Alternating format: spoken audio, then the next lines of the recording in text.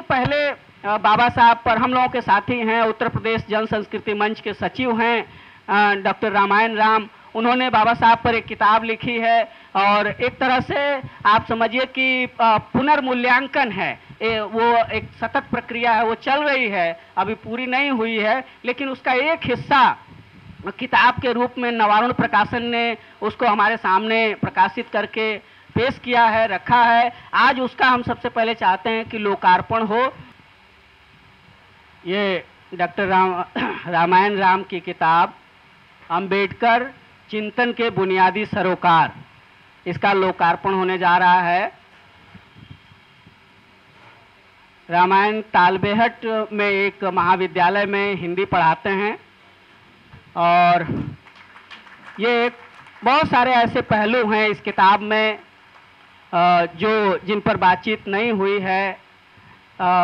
जब किताब को पढ़ा जाएगा तो ये बातें सामने आएंगी कि वे कौन से पहलू हैं जो छूट गए थे और उसको लाया गया है। सबसे पहले चाहता हूं कि ये जो हमारा पैनल है, पैनल सामूहिक रूप से उनको सम्मानित करे। जाति मुक्त समाज बनाने के लिए जो एक तरह का मिशन है, एक तरह का पूरा अभियान है, मैत्री दीप गौतम और रिंकी शर्मा जी, आप सब इनके लिए ताली बजा करके इनका स्वागत कीजिए। देखिए बच्चा भी साथ में सम्मानित हो रहा है ना। सामने की तरफ देखिए आप सब लोग। जन संस्कृति मंच सम्मानित करते हुए इस जोड़े को। आप सभी का बहुत बहुत शुक्रिया, आप लोगों ने हमें सम्मानित किया, इसके लिए मैं आभारी हूँ। और ये एक नई तरह की पहल है जो मैंने देखी है और ये बहुत ही अच्छी पहल है, इसकी मैं सराहना करूँगा। और बाकी मैं अपने से अवगत करा दूँ, मेरे फादर का नाम उदयवीर सिंह मास्टर जी है और वो आज इसलिए नहीं आ पाए हैं क्योंकि हमारे घर में कंस्ट्रक्शन चल रही है और आज लेंटर डलना है, तो इसलिए थोड़ा सा वो व्यस्त है वहाँ पर और मुझे भी शायद अभी वहीं जाना पड़ेगा। बाकी मैं खुद अपनी एक कंपनी चलाता हूँ, मैं केमिस्ट्री ऑनर्स हूँ हंसराज कॉलेज से, दिल्ली से। और मेरी वाइफ जो है ये ग्रेजुएट है दिल्ली यूनिवर्सिटी से।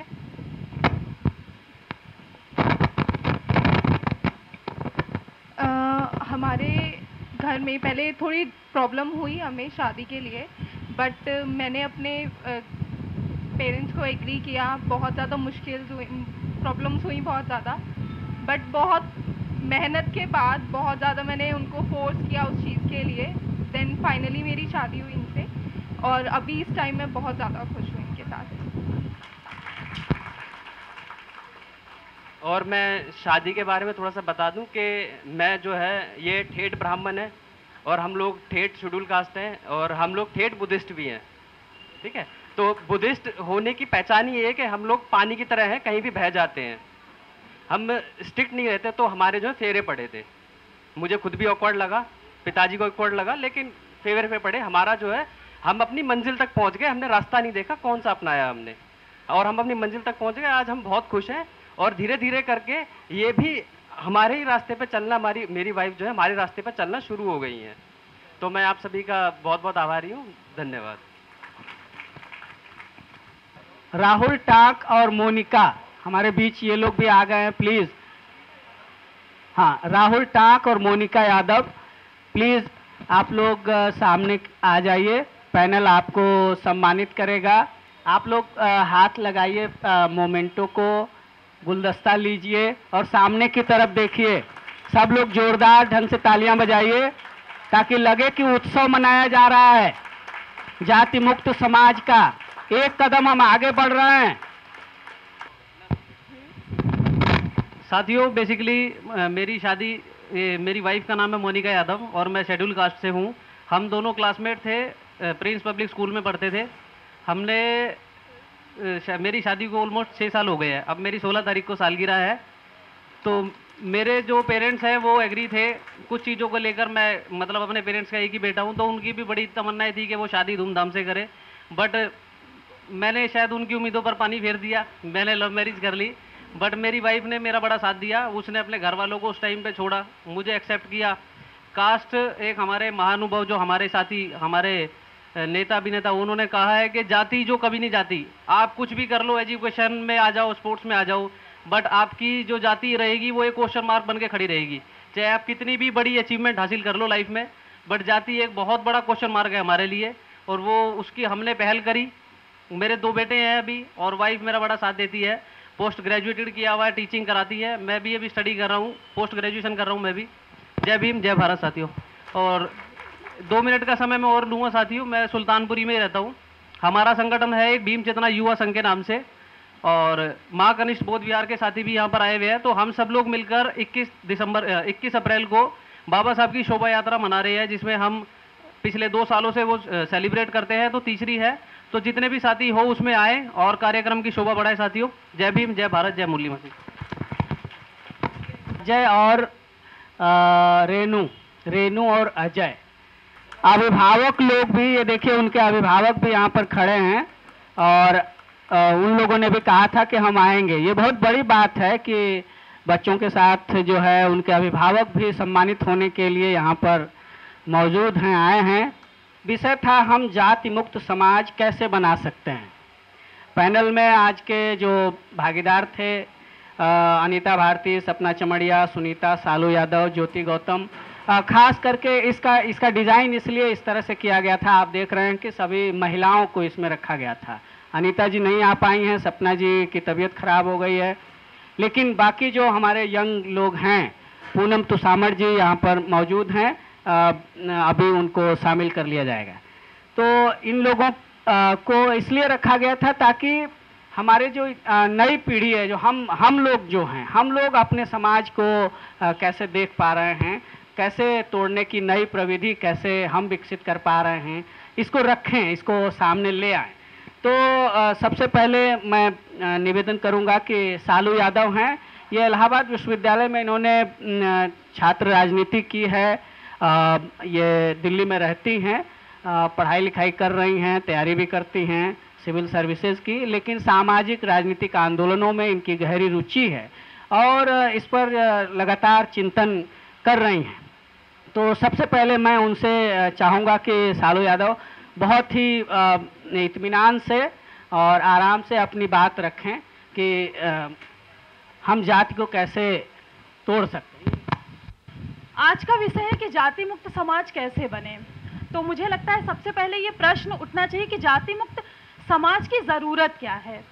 तो मैं कुछ घटनाएं जो जिससे कि आप लोग सभी लोग अवगत होंगे, उससे मैं एक घटना से शुरू ये अपनी बात कहना चाहती हूँ कि आप लोगों ने सुना होगा कि तेलंगाना में नालगोंडा जिले में 23 वर्षीय प्रणय को अपने से तथाकथित उच्च जाति में विवाह करने की वजह से उनकी हत्या कर दी जाती है, और हत्या उनकी पत्नी के परिवार वाले करते हैं। और जिस समय प्रणय की हत्या होती है उस समय उनकी पत्नी गर्भवती रहती हैं, और आज अमृता जो उनकी पत्नी है एक लगातार प्रणय के हत्यारों के खिलाफ और एक अंतरजातीय विवाह के पक्ष में लगातार अपनी लड़ाई लड़ रही हैं।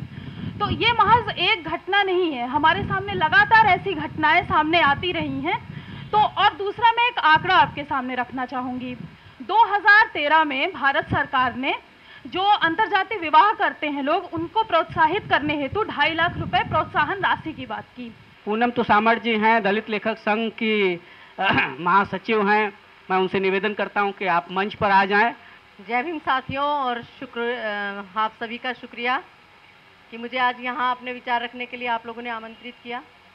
यहाँ मुझसे पहले बहुत सारे विद्वज्जन बोल चुके हैं, और सबसे पहले तो उन जोड़ों को बधाई जो अभी यहाँ तक इस मंच तक आकर और अपनी बात चाहे कुछ शब्दों में ही सहजता से कह पाए।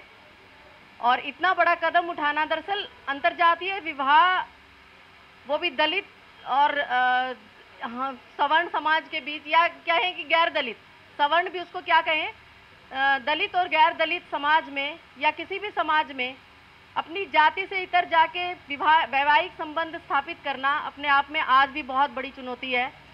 और जिस समाज से इस चुनौती का सामना किया जा रहा है, तो मैं तो उसको बहुत हिम्मत और बहादुरी कहूँगी कि वो लोग आए, यहाँ तक उन्होंने अपनी सहमति जताई और इस मंच से आज वो सम्मानित भी हुए। तो उन सभी साथियों को बहुत बहुत बधाई। दूसरा, बाबा साहब की कल जयंती है और उसकी पूर्व संध्या पर ये कार्यक्रम रखा गया है, और जलियांवाला बाग हत्याकांड या नरसंहार जो भी उसको कहें, वो अपने आप में एक बहुत ही शर्मिंदा करने वाली घटना थी इतिहास में। लेकिन हम उसमें शहीद हुए अपने सभी जो साथी थे, जो उस समय क्रांतिकारी जो लोग थे, जो उस समय उस बैठक में शामिल थे, आज हम उनको इस मंच से अपना सलाम, क्रांतिकारी सलाम प्रस्तुत करते हैं। और यहाँ उपस्थित सभी साथियों के बीच जय भीम, लाल सलाम।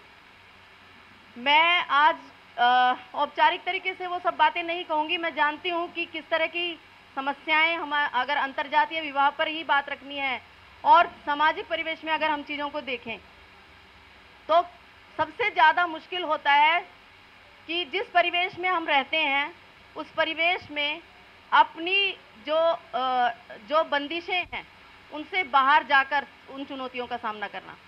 लड़की या लड़का चाहे शिक्षित हो या गैर शिक्षित, चुनौतियां समाज में दोनों के लिए समान होती हैं। ये जो पितृसत्तात्मक समाज है, ये बड़ी विडंबना है कि इसमें ज़्यादा जो प्रेशर है, जो दबाव है, वो समाज की स्त्रियों पर ही होता है।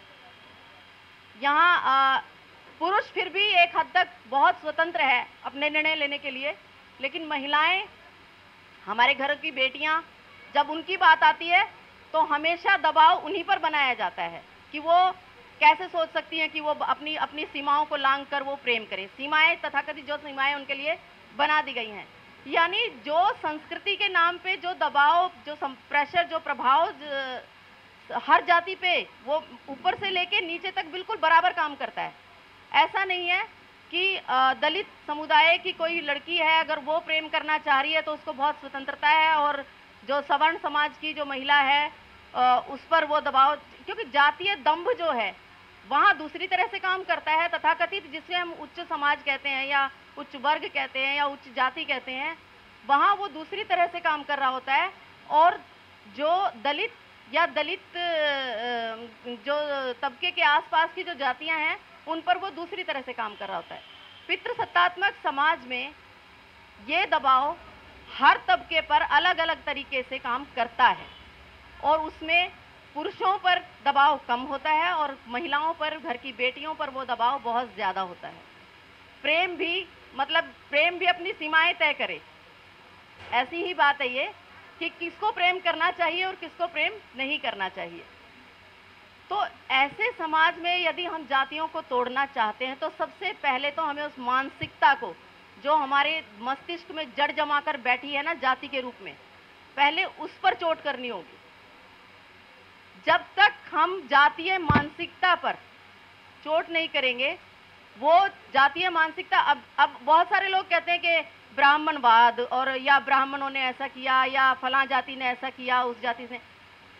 मैं कह रही हूँ कि ये जो दबाव है ये सभी जातियों पर समान रूप से काम करता है, दलितों पर भी और गैर दलितों पर भी।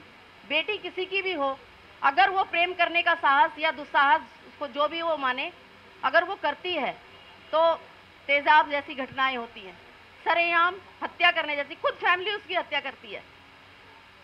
इसको भी छोड़ दें, अगर कुछ प्रोग्रेसिव एलिमेंट हमारे बीच में होते भी हैं, अगर वो कुछ बाहर जाके कुछ चुनौती का सामना करके अगर वो कुछ कर भी लेते हैं, आज के जो प्रोग्रेसिव युवा अगर वो कदम उठा भी लेते हैं, तो उनको बहुत तरीके से उनको लांछित किया जाता है, तरह तरह से प्रताड़ित किया जाता है। उन्हें कहीं भी एक परिवार बसाकर रहने तक का उनके साथ कोई नहीं आता है कि उनको रहने के लिए कोई सुरक्षित स्थान दे दिया जाए। मानसिकता हर जगह काम करती है। अगर कोई ऐसे जोड़ों का साथ देता है तो उसको भी वही डर है कि अगर आज मैं इसके साथ खड़ा हूं तो हो सकता है कल मेरे परिवार के किसी सदस्य के साथ कुछ दुर्घटना हो जाए। तो चुनौती तो बहुत बड़ी है। प्रेम विवाह किसी भी समाज में, किसी भी समुदाय में आसान नहीं है। दूसरी बात कि जाति पर प्रहार करने की जो बात मैंने कही है वो इसलिए कही है कि जाति ही सबसे बड़ी सच्चाई है हमारे समाज की, आज की जो सच्चाई है, और उसको हम सहभोज या अंतरजातीय विवाह एक पहल ज़रूर है, लेकिन उसको हम मुख्य पहल मतलब उसी को पहल मान ले ऐसा नहीं है। सहभोज को भी हम उसकी पहल नहीं मान सकते हैं। ये हम प्रयास हैं, ये अलग अलग तरह के प्रयास हैं जो हम अपने समुदाय में कर सकते हैं, लेकिन इससे जाति का समाधान हो जाएगा या जाति समूल नष्ट हो जाएगी, ऐसा नहीं है। इसके लिए सबसे ज़्यादा ज़रूरी है उस मानसिकता पर चोट करना, जो मानसिकता जातिवाद को बढ़ावा देती है। और वो शिक्षित और जो गैर शिक्षित हैं, दोनों तरह के समुदायों में लगातार बैठक करके, लगातार सामूहिक विचार विमर्श करके, लगातार उस जाति उन्मूलन के जो सिद्धांत जो बाबा साहब ने हमें दिए हैं, ज्योतिबा फुले ने हमें दिए हैं, सावित्रीबाई फुले जैसी महिलाएं हैं, महिलाओं के बीच में जाने के लिए हमें उनके सिद्धांतों पर बात करने की लगातार ज़रूरत है। लगातार ज़रूरत है कि आप छोटी छोटी बैठकें कम से कम अपने अपने एरिया में, अगर एक एक हफ्ते भी कोई एक एक बैठक ले, जो जागरूक लोग हैं अपने समाज के, अगर वो हफ्ते में एक बैठक भी अपने समाज में लेते हैं, बस्ती बस्तियों में जाके अगर वो महीने में, अगर उनसे हफ्ते में नहीं संभव होती तो महीने में जाएं, लेकिन अपने समाज के बीच जाएं, जो अपने आप को थोड़ा भी प्रगतिशील समझते हैं, जो जानते हैं, मानते हैं कि जाति पर चोट करना बहुत ज़रूरी है, जाति टूटनी चाहिए, तो सबसे पहले मानसिकता बदलने की ज़रूरत है। और वो मानसिकता हमारे अपने दलितों में भी है। मुझे इस बात को इस मंच से कहने में ज़रा भी गुरेज नहीं है कि जो समाज हमारा अपना दलित समाज भी बहुत सारे गुटों में बंट चुका है, और ज़रूरत है उन सबको एक जगह आने की, एक मंच पर आने की, और एक दूसरे के दुख दर्द में साझा होने की और साझा करने की। हमारा जो शिक्षित तबका है या हमारे जो जागरूक लोग हैं, शिक्षित होने का मतलब यही नहीं है कि आप बीए कर गए, एमए कर गए, पढ़ गए, लिख गए, बहुत ज़्यादा डिग्रियां आपने हासिल कर ली तो आप बुद्धिजीवी हो गए और आपने मान लिया कि मैं तो शिक्षित हूँ, मैं एनलाइट हूँ, मुझे तो बाबा साहब की सारी विचार की पता है, तो मैं अपने परिवार को कर सकता हूँ और मेरा दायित्व खत्म। नहीं, शिक्षित होने का मतलब है जागरूक होना।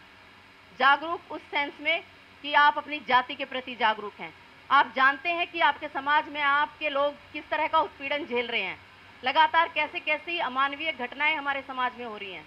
अभी आप देखिए, कहीं पे मॉब लिंचिंग हो जाती है, 10 लोग मिलकर एक व्यक्ति को पीट देते हैं गाय के नाम पर, 10 दलितों के घर जला दिए जाते हैं, लेकिन आसपास क्या होता है? मान लीजिए अगर वाल्मीकि मोहल्ले में 10 घर जला दिए तो क्या होगा? वाल्मीकि मोहल्ले के लोग ही उसके लिए लड़ने आएंगे, ज़्यादा होगा चमार या जाटव।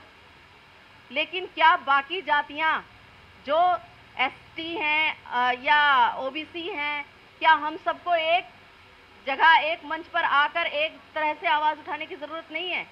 या मोहल्ले दर मोहल्ले भी, मान लीजिए एक गांव में 4 मोहल्ले हैं और अगर 4 मोहल्लों में से किसी एक मोहल्ले पर कोई विपदा आई है तो क्या बाकी 3 का फर्ज ये नहीं बनता? ये यहाँ मानसिकता तोड़ने की ज़रूरत है, यहाँ चोट करने की ज़रूरत है।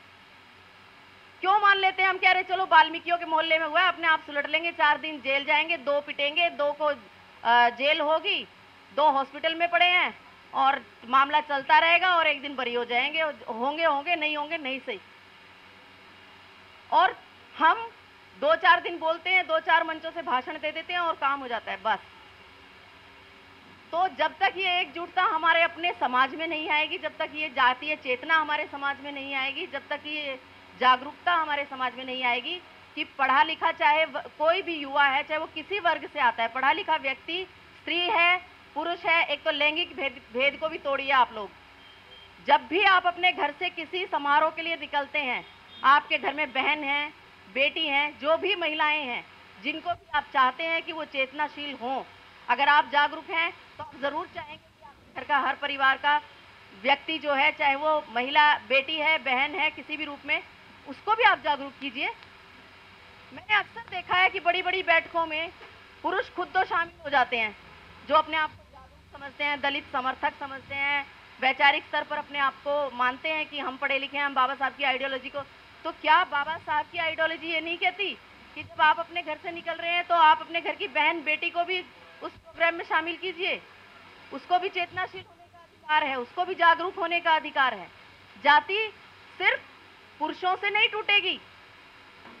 हमारे देश की जो आधी आबादी है, हमारे देश का जो आधी आबादी जो महिला वर्ग है, जब तक वो हमारी हर बैठकों में, हमारे जुलूसों में, हमारे धरने प्रदर्शनों में, हमारी एट्रोसिटी के खिलाफ जब हम आवाज़ बुलंद करते हैं, उसमें जब तक हमारी महिलाएं घर से निकलेंगी, तब तक हम जाति उन्मूलन का सपना जो है वो हमारा सपना ही रह जाएगा।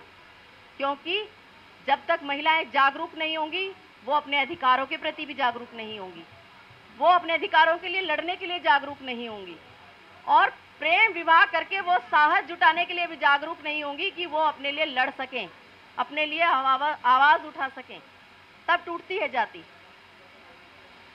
तो सामाजिक बदलाव समाज में, चाहे वो प्रेम विवाह के स्तर पर हो, चाहे वो सामाजिक जागरूकता के स्तर पर हो, जाति उन्मूलन के सिद्धांत को अगर हम लें, तीनों ही स्थितियों में हमें समतामूलक समाज बनाने के लिए अपने घर की बेटियों को, पत्नी है, बेटी है, बहन है, उनको भी आप जागरूक कीजिए।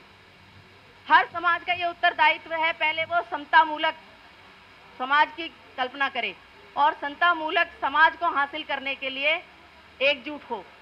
उसके बाद जाति उन्मूलन तो अपने आप होगा। एक स्टेप आप बढ़ाइए, अपने घरों से निकलिए। अपने घरों से निकलते समय पहले अपने समाज में जाइए, छोटी छोटी बैठ के लीजिए, महिलाओं के बीच में बैठ के लीजिए।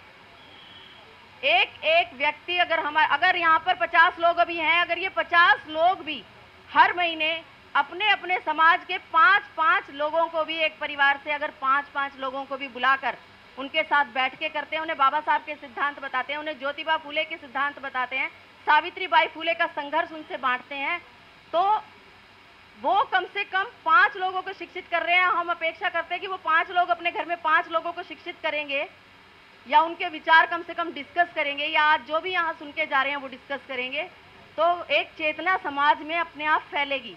तो इसलिए पहले आप खुद को जागरूक कीजिए, अपने समाज में उस चीज़ को लेके जाइए। बदलाव छोटे छोटे बदलावों से होता है, जाति टूटती है छोटी छोटी चीज़ों से। और हमारे समाज का जो गैर दलित जो तबका है, उसमें बहुत सारे ऐसे लोग हैं जो जागरूकता के स्तर पर दलितों के साथ आते हैं। आप बदलाव है समाज में।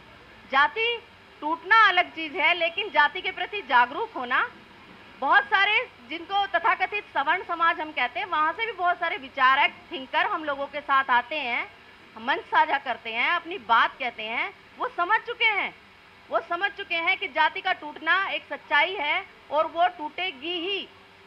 लेकिन टूटेगी कब? जब हम सब पहले उसके प्रति चेतनाशील होंगे।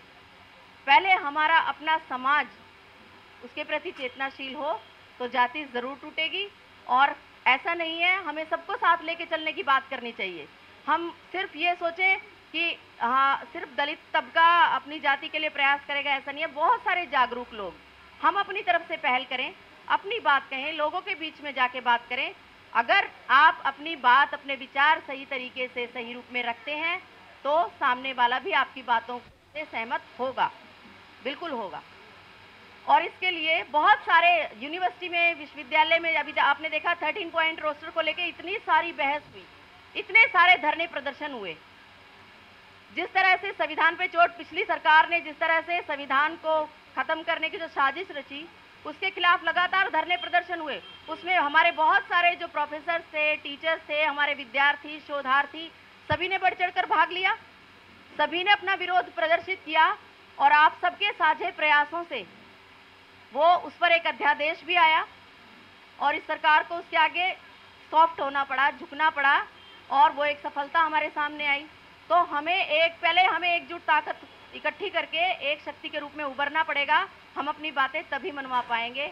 धन्यवाद। जय भीम, जय भारत। इस इलाके की निगम पार्षद हैं कृष्णा जी, कृष्णा सिंह, वो यहाँ हमारे बीच में आई हैं। मैं उनसे निवेदन करता हूँ कि आएँ, 2 मिनट बाबा साहब को के ऊपर अपनी बात रखें, और जो आज का विषय है उस पर भी अगर चाहें तो अपने विचार रख सकती हैं। कृष्णा जी, हो गया है।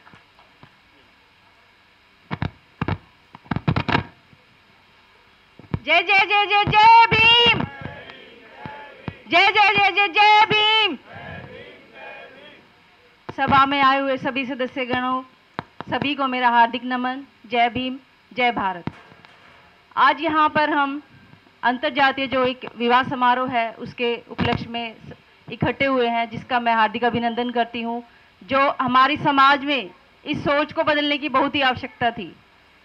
समाज, भगवान ने सबको जन्म दिया, लेकिन समाज अलग अलग जातियों में किसने बांटा? हम ही लोगों ने, कि ये इस समाज से है, ये इस समाज से है। सभी की वही आंखें, सभी की वही हाथ, सभी के वही हाथ पैर, सभी का शरीर एक ही जैसा है। लेकिन इस धरती पे आने पर हमने खुद को ही अलग अलग समाज में, अलग अलग जातियों में विभक्त कर दिया।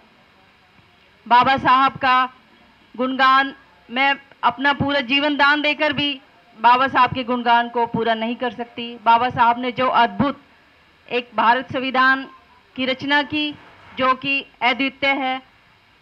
बड़ा ही मुश्किल था इस संविधान का निर्माण करना। देखिए, हम अपने घर में अपने घर के नियम और कानूनों को नहीं बना सकते कि आपने ये काम करना है, ये कार्य इसको करना है। कोई भी योजना हम घर को सुचारू रूप से चलाने के लिए पूर्ण रूप से हम नहीं बना सकते। लेकिन बाबा भीमराव अंबेडकर जी ने इतने बड़े संविधान को, जो कि पूरे देश को चलाने के लिए सक्षम है और जिस पर हम सभी प्रतिबद्ध हैं, ऐसी रचना के लिए मैं बाबा भीमराव अंबेडकर जी का हार्दिक धन्यवाद करती हूँ और उनको कोटि कोटि नमन है। और उनके लिए एक बार दिल से जय जय जय जय जय भीम। मैं जिस पद पर हूँ, मैं सभी की सेवक हूँ। सभी के लिए समाज में जो मेरे योग्य कार्य करने के लिए है, मैं सबसे आगे खड़ी हूँ। मैं कभी भी अपने कार्य से, अपने जो भी मेरे लिए कार्य दिया जाएगा कि आपको ये करना है, मैं उसमें बिल्कुल भी पीछे नहीं हटूंगी। और आज इस पद पर मैं जितना भी मैं धन्यवाद करना चाहूँ अपने समाज का, और जो भी बाबा भीमराव अंबेडकर की विचारधाराओं से जुड़े हैं, उन सब का मैं हार्दिक धन्यवाद करना चाहूँगी। और मैं कोटि कोटि नमन करना चाहूँगी कि आज मैं उन्हीं की वजह से यहाँ पर हूँ। जय भीम, जय भारत।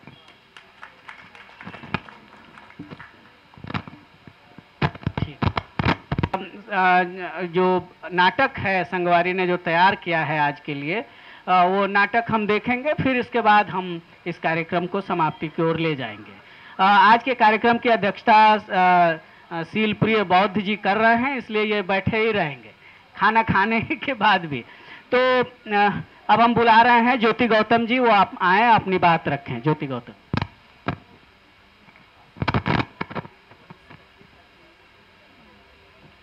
सभी को मेरा जय भीम, जय भारत। मैं और अंबेडकर जी को, मैं अपने जीवन की शुरुआत मैंने अपने घर से, मतलब घर में सभी करते हैं, तो मतलब जब मैं छोटी थी और जब मैं बड़ी हो गई, कॉलेज भी गई, तो मैंने तब तक अंतरजातीय जाति क्या होती है मुझे कुछ नहीं पता था। यहाँ तक कि जब मैंने ग्रेजुएशन में मैंने जब एडमिशन लिया था, तब मुझे थोड़ी मतलब पता चला कि हाँ जाति भी कुछ होती है, क्योंकि वहाँ पर मेरी ग्रेजुएशन जो है मेरी वो महाराष्ट्र में हुई थी। तो वहाँ पे जब मैं गई एडमिशन के लिए, तो एडमिशन तो मेरे सर जी गए थे हमारे साथ, तो वहाँ पे करवा दिया था उन्होंने, तो मुझे उसकी कोई दिक्कत नहीं हुई। लेकिन जब वहाँ पे जब मैं रही, हॉस्टल में रही, तो और वहाँ पर वहाँ के जो लोकल्स थे उनसे मिली, तो तब मुझे पता चला, क्योंकि वहाँ पे जहाँ पे भी हम जाते थे तो पहले तो वो नाम पूछते हैं, फिर उसके बाद में सरनेम पूछते हैं, और सरनेम से फिर वो लोग आइडिया लगा लेते हैं कि आप कौन सी जाति के हैं। तो बट मेरा गौतम था, तो उनको शायद कन्फ्यूजन थी, क्योंकि गौतम में पंडित भी होते हैं और मतलब एससी लोग भी होते हैं। तो वो मुझसे फिर कंफर्म करते थे कि आपकी क्या है, मतलब जाति, आप कौन हो। तो फिर मैं कहती थी मुझे तो पता नहीं, क्योंकि मेरे जो पेरेंट्स थे उन्होंने कभी मुझे इस चीज़ का एहसास नहीं होने दिया, और ना ही हमें पता था कि मतलब ये जाति व्यवस्था क्या होती है। तो इसलिए मुझे उनसे यही कहती थी कि नहीं मुझे नहीं पता, आप देख लीजिए, आपको जो लग रहा है आप वैसे कर लीजिए, मैं तो यहाँ पे स्टडी के लिए आई हूँ, और इसलिए मैं यहाँ पे इन सब चीज़ों को मैं नहीं मानती हूँ, ना मैं जानती हूँ। बाकी आप देख लो, जिस तरह से आप मुझे ट्रीट करना चाहते हो आप कर सकते हो।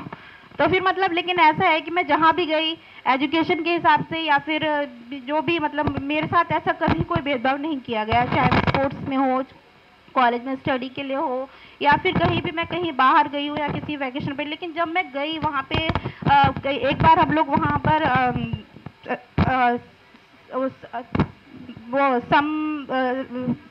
बहुत सारे विवाह होते हैं जहाँ पर, वहाँ पर सामूहिक विवाह, हाँ, तो सामूहिक विवाह में हम लोगों को इनवाइट किया गया था कॉलेज की तरफ से। तो हम लोग वहाँ पर गए थे, तो फिर वहाँ पर गए तो फिर तब पता चला कि वहाँ पर भी मतलब इसी तरीके जैसे यहाँ पर आज सम्मानित किया गया है अंतरजातीय जोड़ों को, तो वहाँ पर उन्हीं सभी मतलब जातियों की अंतरजातीय जो विवाह कर रहे थे उनका वहाँ पर विवाह हो रहा था।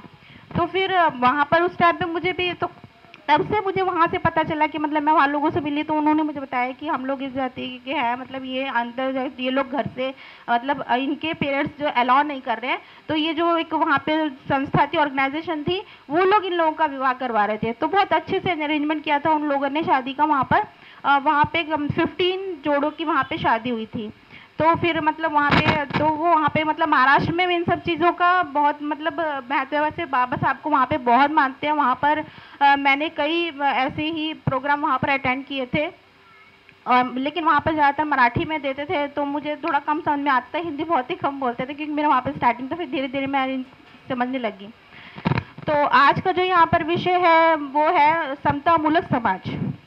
तो समतामूलक समाज क्या होता है? समतामूलक समाज वो समाज जहाँ पर किसी भी समता का मतलब कि समानता, जहाँ पर किसी भी तरीके से चाहे जाति हो, वर्ण हो या फिर कुछ भी मतलब किसी तरीके से भेदभाव नहीं किया जा सकता। और संविधान में भी हमारे जो बाबा साहब हैं उन्होंने भी यही लिखा है कि मतलब उन्होंने अनुच्छेद 15 से 18 तक के अनुच्छेद हैं, उनके अंदर कई उनको पॉइंट्स को उनमें लिखा है, उसके अंदर कई तरह के जो भेदभाव हैं उनको नहीं माने जाएगा, ऐसा उसमें लिखा है। और उसी से जो हमारा जो समाज है वो समतामूलक समाज बन सकता है। और मेरे हिसाब से लेकिन समतामूलक समाज सबने अपने अपने विषय रखे कि हाँ कि इस तरीके से जैसे हम इन लोगों ने पहल की है कि हाँ अंतरजातीय विवाह से भी इस समतामूलक समाज बनाया जा सकता है। सही है, ये अच्छी पहल है। और मेरा मानना है कि जो शिक्षा है, शिक्षा से हम लोग समतामूलक समाज को मान सकते हैं। हमारी सरकार, हमारे संविधान में भी लिखा गया है कि शिक्षा जो है वो बहुत ही महत्वपूर्ण है। और इसी शिक्षा को प्रचार करने के हमारे जो बाबा साहब हैं उन्होंने भी कहा है शिक्षित बनो, संघर्ष करो, संगठित बनो, संघर्ष करो। तो शिक्षित बनो उन्होंने पहले क्यों कहा है? शिक्षित बनेंगे तभी तो हमें पता चलेगा कि यहाँ पर जो हमारा जो समाज है, जो हमारे लोग हैं वो किस तरह के हैं, उनकी क्या है, उनकी मतलब हमारी जो शिक्षा क्यों की जाती है? शिक्षा इसलिए किया जाता है कि जो हमारा जो मानसिक है वो मानसिक विकास हो सके। जब हमारा मानसिक विकास होगा तभी हम हमारे समाज के लोगों को समझ सकेंगे, समाज को समझेंगे तभी हमारे मतलब सबसे पहले हम अपने परिवारों को समझेंगे, हमारे जो साथी है या जो हमारे साथ में जो पेरेंट्स हैं उनकी हम मानसिकता को समझ सकेंगे, फिर जो हमारे मोहल्ले के लोग हैं उनकी मानसिकता को समझेंगे और फिर इसी तरीके से फिर समाज को, राज्य को और देश को समझ सकेंगे। तो ये बहुत लंबा प्रोसेस है, पर उसके लिए जो जड़ है वो क्या है? हमारे शिक्षित है। अगर हम शिक्षित होंगे तभी हम संगठित भी हो सकते हैं, क्योंकि शिक्षित होंगे तभी हम लोग अपने विचारों को मिलाकर दूसरे जो हमने पहले पढ़े हैं हमारे जैसे ज्योतिबा फूले हैं और बाबा साहब अम्बेडकर जी हैं, ऐसे कई विद्वान हैं जिन्होंने हमारे समाज को समतामूलक समाज बनाने के लिए जो अपने विचार रखे हैं और प्रयत्न किए हैं उनका हमें पता चलेगा। और फिर जब उनका पता चलेगा तो हमें ये भी पता चलेगा कि उन्होंने जो किया उनसे उनको कितनी सफलता मिली और किस तरीके से उनको सफलता मिली, संगठित होकर सफलता मिली। अगर हम भी संगठित होकर कार्य करेंगे तभी तो हमें सफलता क्योंकि एक व्यक्ति कभी भी समाज को नहीं बदल सकता, चाहे वो कितनी भी कोशिश कर ले, एक व्यक्ति समाज को नहीं। क्योंकि यहाँ पे ये जो हमारा प्रोग्राम अभी आयोजन हुआ है ये भी 12 बजे स्टार्ट होना था, बट ये यहाँ पे स्टार्ट होते होते 1:30 बज गया। क्यों बज गया? क्योंकि सिर्फ एक नहीं, यहाँ पे सबको सब सम्मिलित होते तभी तो स्टार्ट होता। लेकिन वही है कि मतलब यही है कि सबको एक साथ होकर संगठित होकर चलेंगे और सबका एक विचार होगा, एक ही व्यक्ति कि हाँ हमें ये समाज में ये बदलाव लाना है और ये हमें कार्य करना है और हम अपना प्रण बना लेंगे इस चीज़ को, तभी हम आगे इस काम को कर सकते हैं और अपने जो समाज है उसके लिए हम लोग बढ़ सकते हैं। और ये बात सही है कि हमें अपने परिवार से हमें समय निकालना पड़ेगा और अपने परिवार के लोगों को भी साथ में लेकर चलना पड़ेगा, क्योंकि जब हम अपने परिवार को लेकर आएंगे तभी तो दूसरा होगा कि हाँ जी ये देखिए ये आगे बढ़े, सिर्फ अपने परिवार से अकेले नहीं आए हैं, अपने पूरे परिवार को लेकर आए। इनका परिवार जब इनका साथ दे रहा है, इनको पूरा परिवार जब इनको पूरा सपोर्ट कर रहा है तो इसका मतलब इनमें कुछ ये जो है कुछ कर रहे हैं। क्योंकि आप सब परिवार में देखते होंगे कि अगर कोई व्यक्ति एक बात कहता है तो उसके लिए सब शामिल नहीं होते कि हाँ ये ठीक ही है, वो उसमें कई विचार जो है रहते कि नहीं पापा ये कह रहे हैं तो इसका मतलब जरूरी नहीं है कि हम भी मान ले, ये बात तो ऐसे नहीं हो सकती है।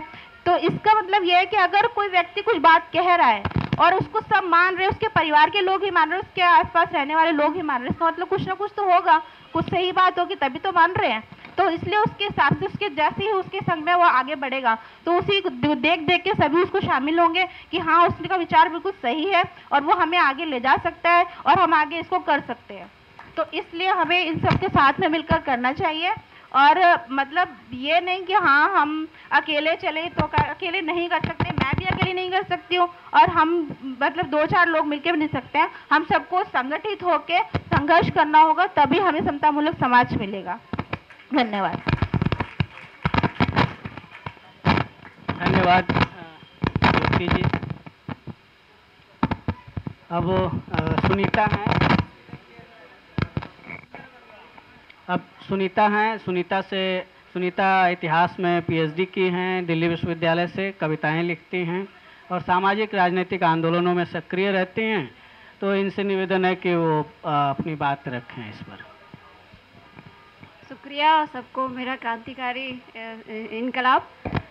मैं सबसे पहले अंतरजातीय विवाह के बारे में यही कहूँ नहीं, सबसे पहले मैं ये कहूँगी कि बाबा साहेब को सिर्फ एक दलित चिंतक के रूप में देखा जाता है। अगर हम बात करें भारत में नारीवाद की बात करें तो सबसे पहले हिंदू कोड बिल जिसके लिए उन्होंने संघर्ष किया और अपना मंत्री पद तक छोड़ा, हम कहीं मानने को ये तैयार ही नहीं होते कि उन्होंने स्त्रियों के लिए इतना बड़ा कदम, उस टाइम मतलब पूरा मंत्रिमंडल और संसद में लोग विरोध कर रहे थे। और उससे पहले मैं एक किताब का और जिक्र करूंगी, कैथरीन मोए की एक बुक है मदर इंडिया, जिसमें 1920 के टाइम में उन्होंने लिखा कि स्त्रियों की क्या स्थिति थी। मतलब ये अपर कास्ट और अपर क्लास का है कि पता चल रहा है कि 60 साल का आदमी है और उसकी 10वीं बीबी जो है 8 साल की है, तो ये हालत थी। और वो जो शादी कर रहा है उसके साथ जो नौकरानियाँ आ रही हैं, उन नौकरानियों में उम्र क्या है 7 साल, 5 साल, 8 साल, उनके साथ भी जो है उनकी 10वीं बीबी के साथ जो नौकरानी आई है उसके साथ भी वो रेप कर रहा है। तो उस समय की जिस रूप में मैं ये कहना चाह रही हूँ कि जिस रूप में बाबा साहेब को देखा जाता है कि वो एक दलित चिंतक के रूप में है और स्त्री वाले पक्ष पे बात ही नहीं कोई करने को तैयार है। हम स्त्री विमर्श की अगर बात करते हैं तो उसमें भी कहीं अम्बेडकर को जो है इंक्लूड ही नहीं किया जाता है। आप तमाम जो है विदेशी नारीवादियों का जिक्र करते, वो वहाँ की कंडीशन थी। अगर हम भारत की बात करेंगे तो हमें यहाँ की कंडीशन पे हमें देखना पड़ेगा कि उस समय क्या कंडीशन थी। उसी तरह से उमा चक्रवर्ती की एक किताब है भारत में जाति समाज में पितृसत्ता, उन्होंने ये कहा, असल में मैं ये कहना चाह रही हूँ कि जाति का जो सवाल है वो स्त्रियों को केंद्र करके रखा गया कि जो अपनी स्त्री को सबसे ज़्यादा नियंत्रित करके रखेगा उसकी जाति जो है सबसे मजबूत रहेगी। तो उसी तरह से उनका अपना फील्ड वर्क में एक उन्होंने अनुभव और बहुत सारे लोगों के इंटरव्यू पे वो किताब है, जिसमें उन्होंने कहा कि दलितों ने ये माना कि हमारी जाति इसलिए नीच है क्योंकि हमने अपनी स्त्रियों को जो है नियंत्रित नहीं किया, क्योंकि कोई भी हमारी स्त्रियों से प्रेम कर सकता है, कोई भी शादी कर लेता है, इस वजह से जो है हम नीचे रह गए। तो मैं इसलिए अंतरजातीय विवाह एक कदम है, मतलब ये कदम है, ये उसका एकदम निष्कर्ष नहीं है कि हम ये कर लेंगे तभी जो है जाति खत्म हो जाएगी समाज में। तो मैं अपनी बात स्त्रियों को केंद्र में रख के कि जाति के सवाल में स्त्रियां केंद्र में हैं, तो स्त्रियों को और मतलब स्त्री समाज मतलब उसका पूरा परिवार हम क्या करें कि जिस सवाल से हम कड़ी बहस कर सकते हैं, मतलब लड़ सकते हैं। तो मैं मानती हूँ कि सबसे पहले जो है स्त्रियों को शिक्षित होना होगा। शिक्षित में सिर्फ ये नहीं कि हम अपनी सुविधा से अपनी बेटियों को 10-12वीं पढ़ा लेते हैं या गृह विज्ञान पढ़ा देते अपनी बेटियों को, चलो कम से कम कुछ नहीं आएगा तो चूल्हा चौका अच्छा कर लेगी और घर परिवार का जो है न्यूट्रिशन का बड़ा ख्याल रखेगी। जैसे आज मार्केट में अब तरह तरह के ऐप आ गए हैं, तो जो थोड़ी पढ़ी लिखी महिलाएं हैं और मॉडर्न, सो कॉल्ड मॉडर्न जो कहा जाता है कि मतलब आप ढंग से कपड़े तो पहन लेती हैं, स्कर्ट पहन ली है, जीन्स पहन ली है, उसमें आपने जो है 2 दर्जन चूड़ा हाथ में डाला हुआ है, सिंदूर मंगलसूत्र लगाया हुआ है और उसके बाद जो है आप अपने 60 साल के जो पति ससुर हैं उनके लिए आप जो है बहुत सारे दवाइयों के जो है ऑनलाइन ऐप है, उसमें आप अपने ससुर के लिए 1 महीने की जो है दवा बुक कर लेती हैं, तो आप बहुत एडवांस हैं। अपनी सासू के लिए जो आपको हॉस्पिटल ले जाना पड़ता है, आप जो है वो किट आता है शुगर वाला, वो जांच कर लिया, बीपी का देख लिया। तो हमारे वहाँ स्त्रियों की कंडीशन ये कि हम हमारे घरों की स्त्रियां पढ़ तो रही हैं, लिख रही हैं। हम ये नहीं कह रहे हैं कि एजुकेशन खराब हालत में है, मतलब एक फिर भी महानगरों में स्त्रियों की हालत फिर भी ठीक है, गाँव की अपेक्षा बहुत ठीक है। गांव में तो फिर भी ये हुआ कि आप लड़कियों को आपने बीएड करा लिया, जो ठीक ठाक परिवार है, कमाता है, वो अपनी बेटियों को इसलिए बीएड करा दे रहा है क्योंकि शादी नहीं हो पाएगी, और लड़कों को इंजीनियर डॉक्टर बनने का ऑप्शन है। मतलब हमारे वहाँ ये है कि कैसे हम लड़कियों को मतलब दिखाने के लिए, आपके पास बहुत सारी डिग्रियां हैं, वही कि आपने बीएड किया है, आपने जो है होम साइंस में किया हुआ है, तो मुझे जो अपने जितना मैंने बाबा साहेब को पढ़ा है और मैं जितना विश्लेषण कर पाई, कैथरीन मेयो को जो पढ़ा मैंने, 1920 के कंडीशन जो जाति के सवाल पे आते हैं, जो गांधी ने जिस तरह की राजनीति की है कि ताकि ये सवाल सामने ना आ पाए, क्योंकि उस समय की स्त्रियों की जो स्थिति थी उसे बहुत अच्छी स्थिति आज भी नहीं है स्त्रियों की। तो मैं ये मानती हूँ कि शिक्षा, उसका सिलेबस कैसा होना चाहिए जो सिर्फ औरत को औरत ना बनाए, कि आप सवाल ना करें अपने परिवार में। हमें हमेशा ये लगता है कि जैसे मैं अपना ही अगर अनुभव बताऊं कि अगर मुझे मेरे घर वालों ने पढ़ाया लिखाया है तो मैं ये मान के चलती हूँ कि मेरे पिता ने मुझ पर बहुत एहसान किया, क्योंकि पूरे गांव इलाके में जो है कोई अपनी बेटी को पढ़ाता नहीं है। हमने तो मेरे पिता ने मुझे इतनी आज़ादी दी क्योंकि मैं ये मान के चल रही थी कि आज़ादी जो है एक देने की चीज़ है, मतलब वो परिवार मुझे दे रहा है, जबकि वो हमें संविधान देता है कि आपके पास ये अधिकार है कि आप जैसे ही पैदा होते आप स्वतंत्र हैं, चाहे वो स्त्री हो, पुरुष हो, थर्ड जेंडर हो, कोई भी हो। तो ये हम मान के चल, तो हमारे साथ दोहरी जिम्मेदारी हो जाती है कि आपने कुछ पढ़ लिख लिया, नौकरी हुआ, तो आपको ससुराल भी देखना है और आपको अपना मायका भी देखना है, तो आपको प्रूव करना है कि आप एक अच्छी बेटी है। तो ये जाति वाले सवाल पे जो ज़्यादा पढ़ी लिखी लड़कियां हैं उन पे ये ज़्यादा जिम्मेदारी होती है कि लोग ये कहते हैं कि अच्छा देखो वो फलाने की बिटिया पढ़ ली है और देखो वो इतनी पढ़ी लिखी है, उसने तो सजाती विवाह किया है, और तुमने जो है जाते ही जो है बेड़ा गर्क कर दिया, पूरे जाति बिरादरी में मेरी नाक कटा दी। तो मैं इसलिए कहती हूँ कि शिक्षा, मतलब शिक्षा में भी किस तरह की शिक्षा दी जाए, वो सिलेबस हमारा जो है वो लिंग भेद रही शिक्षा ना हो कि हमको बस औरत की तरह खाना पकाना बढ़िया आ जाए, तरह तरह के ऐप आ जैसे आजकल शादी.com जो है, मुझे रोज मेल आता रहता शादी.com, उनको कौन पता है कि मेरी शादी हुई 8 साल हो गई है तो मुझे जो है मतलब वही शादी.com पे आप जाइए और अपने आर्थिक, सामाजिक और उसके आधार पे तय करिए कि आपको किस जाति में शादी करनी है। मतलब हर जाति के अपने अपने हैं, फ्रेम है। तो अंतरजातीय इस रूप में मैं मानती हूँ कि बढ़िया है कि महिलाएं अपने फैसले ले रही हैं, वो चाहे वो जिससे भी शादी करे। तो मैं अंतरजातीय विवाह को खुद के फैसले लेने के सम्मान के रूप में देखती हूँ कि लड़कियां स्टैंड कर रही हैं, वो चाहे जिससे भी करे, अमीर गरीब अपर कास्ट किसी से भी करे। और वहीं देखिए कि जैसे राज्य सत्ता जो है अंतरजातीय में जो हो रहा है लगातार हिंसा, सालू ने बहुत अच्छा डाटा दिया कि हमारे समाज में इस तरह से हो रहा है। और अंतरधर्मीय के नाम पे जहाँ महिलाएं स्टैंड कर रही हैं कि नहीं हमको किसी से भी शादी करनी है, वहाँ लव जिहाद नाम का जो है एक वो चलाया जा रहा है, हिंसा, मतलब कि ये लव जिहाद है, आप दूसरे से शादी कर ले रहे हैं। तो ये असल में महिलाओं के खुद के होने का जो 1956 में हो सकता है सन थोड़ा गड़बड़ हो जाए, हिंदू कोड बिल जो आपको ये देता है कि विवाह आप मतलब कोई भी पुरुष होगा वो एक ही शादी कर सकता है, और संपत्ति का अधिकार 2005 में महिलाओं को संपत्ति का अधिकार भी मिला।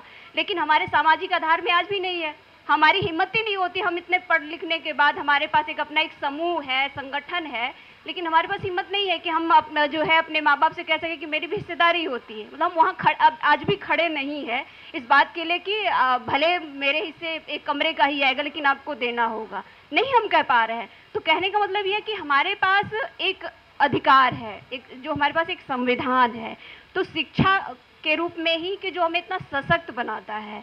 दूसरा मैं मानती हूँ कि आर्थिक आधार, जब तक हमारे पास अपने रहने खाने का जुगाड़ नहीं होगा तो हम बहुत अपने माँ बाप से भी नहीं लड़ पाएंगे, और जो साथी हमने चुना है उससे भी नहीं लड़ पाएंगे। कभी बहुत सारे अनुभव हमारे पास हैं जो अंतरजातीय, अंतरधर्मीय, सहजातीय भी जिन लोगों ने शादी की है वो अपने पति से बहुत बार नहीं लड़ पाती हैं, मतलब बहुत बार का मैक्सिमम बार नहीं लड़ पाती हैं कि उनके पास कोई आधार नहीं होता है, और लड़का ये जानता है कि भाई ये जाएगी कहाँ, ये तो अपना घर छोड़ के आ चुकी है, तो ये तो कहीं जा नहीं सकती। तो उसका भी जो होता है वो इस रूप में देखता है कि ये हमारी संपत्ति के रूप में है। तो हम समाज में तो दिखता है लोग डरे हैं कि अंतरजातीय विवाह कर लिया, हमारे अगल बगल भी होने का खतरा या हमारे घर में भी होने का खतरा। तो इस रूप में मैं देखती हूँ कि महिलाओं को मतलब मुझे लग रहा है कि ये अगला जो स्टेप है, मतलब अंतरजातीय विवाह का जो अगला स्टेप होगा हमारे समाज में, वैसे तो विवाह जो है वैसे भी महिलाओं के लिए बाधक ही है, मतलब किसी भी महिला के लिए, वो किसी भी पृष्ठभूमि की हो, जिस तरह की हमारी जाति में पितृसत्ता है उस तरह के हिसाब से तो महिलाओं के लिए कभी वो मुक्ति का रास्ता नहीं है। मतलब सशक्त आप हो सकते हैं, कुछ तोड़ फोड़ कर लिया, आपने अपनी मर्जी से शादी कर ली, वो हो सकता है, लेकिन पूरी तरह से मुक्ति का रास्ता स्त्रियों के लिए, इसलिए मैं कह रही हूँ कि इसको मैं स्त्री केंद्रित सवाल के रूप में देखती हूँ कि जाति का सवाल सबसे अधिक स्त्रियों के लिए ही होता है हर रूप में। और तीसरा मैं देखती हूँ धर्म के रूप में, मतलब पूरी ठेकेदारी जो है वो स्त्रियों की है, मतलब धर्म के केंद्र में ही रहेंगी। उनको धर्म के माध्यम से कैसे स्त्रियों को डराया जाता है कि तुम जो है करवा चौथ का व्रत नहीं रहोगी तो तुम्हारा पति जो है मर जाएगा, कुछ हो जाएगा, भाई के लिए व्रत रहो। तो मुझे लगता है कि स्त्रियों के लिए धर्म जो है बहुत बड़ा मुक्ति का मतलब बाधक है। तो मैं कुछ इस रूप में देखती हूँ कि ये बहुत सारी ऐसी चीज़ें हैं कि जिससे जाति वाला सवाल जो है इतना जल्दी हल नहीं होगा। मैं ये नहीं कह रही कि हल नहीं होगा, और हम उस कदम में, क्योंकि मैं अगर यहाँ खड़ी होकर इस बात को बोल पा रही हूँ, जैसे उन्होंने कहा कि नहीं कुछ भी कर लो, मुझे मैं थोड़ा नाम भूल रही हूँ साथी का, जो उन्होंने कहा कि नहीं भाग के शादी नहीं करना, चाहे कुछ कर लेना, भाग के शादी नहीं करना। मतलब कहने का मतलब ये कि ये हमारी शिक्षा का ही है कि मैं आपको ये कह सकती हूँ कि भाग के शादी करने में भी कोई बुराई नहीं है, लेकिन अगर कोई तकलीफ हो, कुछ हो, तो उसके लिए हम जैसे लोग आपके साथ खड़े, चाहे जो लोग शादी करना चाहते हैं कानूनी रूप से, जो भी हम सहयोग कर सकते हैं, हम जैसे लोग उनके साथ खड़े हैं। तो इस रूप में भी कि हमें जैसे लगता है, जिन जोड़ों ने शादी की उनको ये लगता है कि नहीं हमने बहुत बड़ा जो है गलती कर दी है जीवन में। ये सिर्फ फैसले लेने के साथ कई बार हम लोग को ये भी लगता है कि हमने गलत किया, और लेकिन हम कभी अरेंज मैरिज अगर हम करते हैं तो कभी हम अपने माँ बाप पे सवाल नहीं, मतलब लड़के तो कभी मैक्सिमम नहीं करते, उनको दहेज मिलेगा, बहुत सारा सामान, और ये पूरे तरह से सांस्कृतिक वर्चस्व का सवाल है कि आप अच्छा खाते हैं, अच्छा पीते हैं, आपको कितना दहेज मिला, उस रूप में भी आपको समाज में अपनी जाति में आपको अपनी सत्ता दिखानी होती है कि आप, अरे हमारे बिरादरी में भी बहुत दहेज मिलने लगा। जैसे हम लोग के वहाँ ये कि दलित आज भी जो है बहुत दहेज पानी, क्योंकि उसके पास कुछ है ही नहीं, उसके पास कोई प्रॉपर्टी नहीं है, तो थोड़ा बहुत जो नौकरी में पीसीएस में कुछ लोग आ गए हैं, या कुछ पीजीटी टीजीटी हो गए हैं, तो या कांस्टेबल हो गए हैं, तो उनका फिक्स है कि कांस्टेबल है तो 5 लाख मिल जाएगा, पीजीटी है तो 10 लाख, मतलब इससे ज़्यादा कोई दे नहीं सकता। वो भी वो लोग दे पाएंगे जिनका घर का कोई विधायक हो गया होगा या कुछ है। तो ये कंडीशन, मतलब ये सांस्कृतिक सवाल, ये सिर्फ जाति का सवाल तो है ही, लेकिन ये भी है ना कि वो वर्चस्व का भी सवाल है कि आपको अपनी जाति में इसलिए भी करना है क्योंकि आपको उससे दहेज मिलेगा, और जो दहेज मिलेगा वो सामाजिक वैधता के रूप में कि आप अपनी जाति में जो है आप उच्च हैं। सिर्फ ये और जातियों का मामला नहीं है, और जब अंतर जातीय विवाह करते हैं तो वहाँ पर आपको तो कुछ मिलना नहीं है। तो इस रूप में भी देखते हैं कि अरे एकदम किसी काम का नहीं, कुछ मिला ही नहीं है। ठीक है, अब अभी जो एक नए चलन में आ रहा है कि अपर क्लास, मतलब जो थोड़े अमीर लोग हैं वो अंतरजातीय विवाह तो करते हैं, बिल्कुल करते हैं, और उस अंतरजातीय को कैसे अरेंज मैरिज में बदल देते हैं कि बाहर से लोग कहेंगे कि हमने अंतरजातीय विवाह किया, लेकिन वो एकदम पूरी उसी तरीके से शादी करते हैं कि दहेज लेना, मतलब ठीक है उसको दहेज नहीं कहेंगे, बोलेगा वो बेटी अपने साथ अपना गिफ्ट लेके, भाई अमीर घर की है तो लेके आएगी अपने लिए अपना सब कुछ। तो इस रूप में मैं इसको देखती हूँ, और मुझे जो बहुत समझ में आया है कि इसका क्या हल हो सकता है। अंतरजातीय विवाह एक उसका कदम है। मुझे लगता है इससे भी ऊपर थोड़ा जाति के सवाल को अगर हम देखें तो मुझे लगता है सार्वजनिक क्षेत्र में सबके हिस्सेदारी अगर 100% हो तो कुछ हद तक, मुझे लगता है कुछ हद तक सवाल को हल किया जा सकता है। जैसे कई बार हम बार रिजर्वेशन को लेकर जाति के सवाल पे जोड़ते हैं, जैसे आगे बहुत सारे साथियों ने जोड़ा भी कि अभी एक सवाल आया कि अभी सरकार ने 10% जो है आर्थिक आधार पे सवर्णों को जो है आरक्षण दिया है, तो लेकिन कैसे उसके काउंटर में खड़ा किया जा रहा सवाल कि जो सामाजिक आधार का आरक्षण था और जो आर्थिक आधार पे जो आरक्षण खड़ा किया जा रहा है। तो मैं ये सोच पाती हूँ कि जैसे कि आपको सभी लोगों को रोजगार मिले, मैं ये इसकी भी गारंटी नहीं है कि उसके बाद भी जाति चली, क्योंकि सांस्कृतिक वर्चस्व का सवाल है कि आप अच्छे दिखते हो, अच्छा खाते हो, आपके पास सब कुछ अच्छा है, आप अच्छे नस्ल के हो, लेकिन उसके बाद मुझे लगता है कि एक बहुसंख्यक जो है वो ठीक हो सकता है कि आपके पास मतलब सबके पास रोजगार हो, स्वास्थ्य सेवाएं हो, सब कुछ, मतलब सब पे सबकी हिस्सेदारी हो। तो मुझे लगता है कि बहुत हद तक हम इस सवाल के साथ जातीय हिंसा थोड़ा कम होगा, पूरी तरह तो नहीं लेकिन होगा, जो लगातार बहुत सारे घटनाओं पे होता हिंसाएं जो हो रही हैं। क्योंकि कई बार होता है कि मिडिल कास्ट और लोअर कास्ट शादी करता है तो वहाँ पे जाति का तो होता है, लेकिन आर्थिक सवाल भी होता है कि तुमको करना ही था, तुम किसी दलित के यहाँ ही गई तो क्यों नहीं तुमने आईएएस से शादी की।